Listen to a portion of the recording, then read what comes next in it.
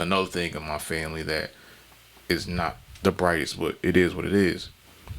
I go down my family tree. It's not a lot of men going down a certain side Mm-hmm. of my family tree. It's either they left, died, or were never there to begin with. So you grow up. I had my father, but I was lucky. Yeah. One of the lucky ones. Not saying every one of my family's like that, but growing up seeing that a lot, you don't understand how that affects you, but Mm-hmm. it does.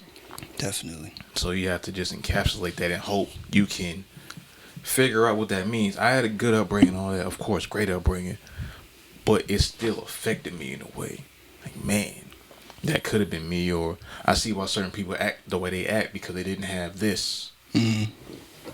So, I guess on the topic of fathers, I mean, since it's Father's Day, my dad was deployed a lot, so there were a lot of times when I was growing up where it did feel like I didn't have a dad. Because up until I was like 18, which was when I was pretty much leaving the house, or I did leave the house actually at 18, he had been to probably half of my birthdays.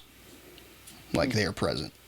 And that was even when that's including like from age 1 to like 5 when he joined the military. So, because he was deployed so much.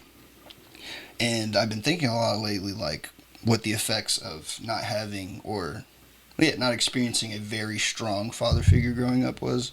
There's a lot of things. My lack of interest in sports, and probably the way I see the world, too.